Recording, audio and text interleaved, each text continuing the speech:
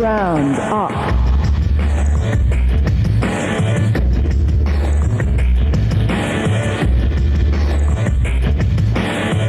Arts and lifestyles produced by young people statewide and supported by the Office of Youth Affairs.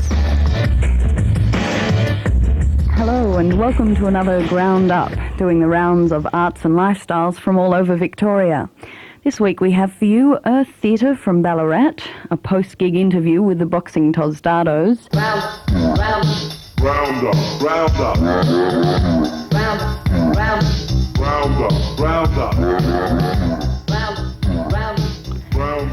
Stripping away the opera glasses and dusty velvet curtains is the Erth Environmentally Recycled Theatre, a Ballarat theatre company who'd rather perform for a bunch of trees than the hoi polloi.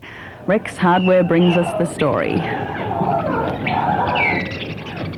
Erth Environmentally Recycled Theatre was officially started in March 1990 with an invitation from the Next Wave Festival that I received to perform in some capacity. But the seed, or the idea, had been planted months before when a group of visual artists, sculptors, dancers, actors, musicians decided to put their time together or to amalgamate their skills to create a company. And it just happened that we chose to focus on environment issues.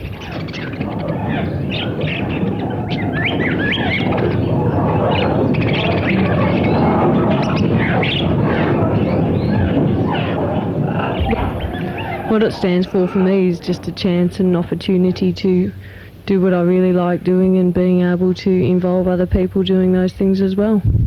Scott sort of started things, I guess, well he did with me, and suggested that maybe, it'd be really good to get some ideas together and go forward with those, with an environmental base, like talking about issues, ways we can get people's attention and draw those to it.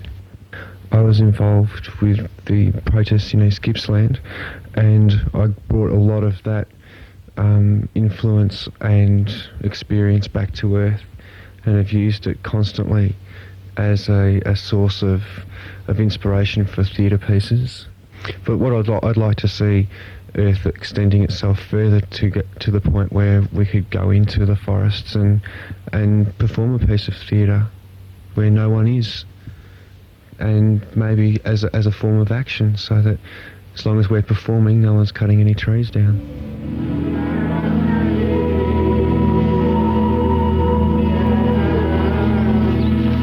They must have landed somewhere near here in southern England, but the land they found didn't look like this. Like nearly all the rest of Britain, it was covered in trees. There were people already here living in the forests, gathering fruit and nuts and hunting the wild animals, deer and wild oxen. But they hadn't changed the woodlands of Britain any more than the Amazonian Indians have changed the jungle. But these new arrivals did. They began to clear the forests. We've done a lot of sort of destructive sort of pieces about what man does to the forest and getting kids involved with actually creating the stories. Kids have a ball. They will hate it when the trees get cut down. They know what it means. It doesn't take much to explain to them. Well, I think the most positive reaction is that they get right into what they're given. Like, you give them a heap of boxes and they can make puppets out of them, and otherwise those boxes would be discarded, or you give them a whole heap of rubbish and they change it and make it into something else, and I think that's a really positive thing.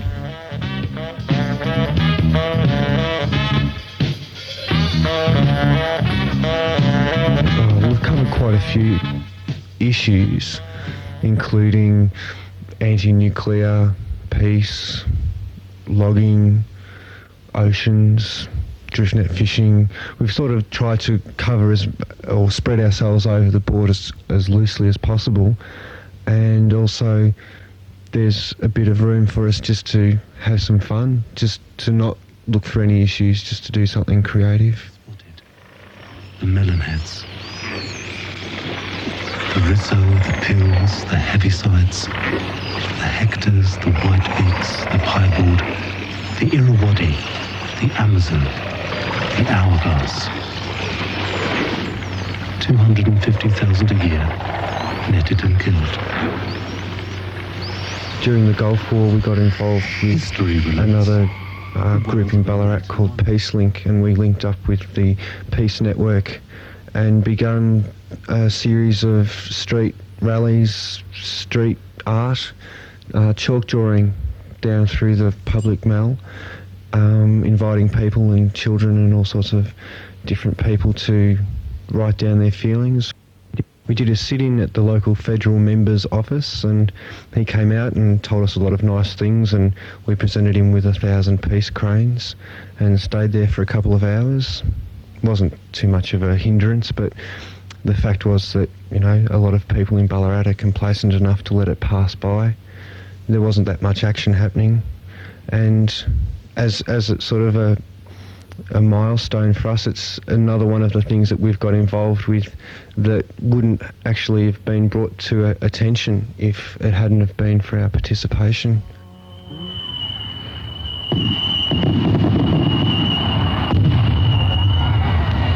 Listen to Hollywood Huddleston, Marine Lance Corporal. He says, let's free these people so we can go home and be free again. Let's free these people so we can go home and be free again.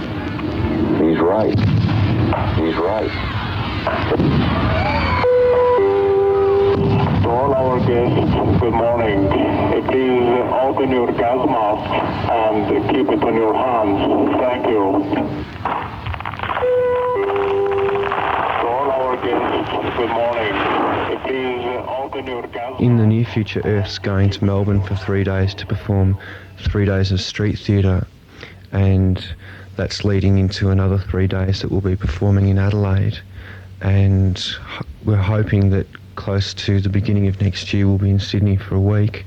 One of the things that we discussed when we first started Erth was to take a bus of artists varying from visual art, sculpture, music, dance and drama on a tour around Australia to perform in obscure places as well as populated areas and regional areas, and to take that touring for a year to expose artists to the natural beauty of Australia as well as some of the high points in some of the political issues that seem to be going on, and to give support to communities that are sort of separate from what we would say normal life in Australia, and also to give some support to some of the protests that happened during the year, because people are talking more and more about non-violent action, and theatre is probably the most passive thing I can think of, because there's always a border between the artist and the audience.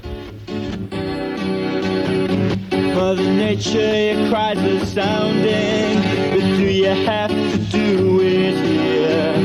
All that I ever worked for is drowning, swept and washed up in your tear.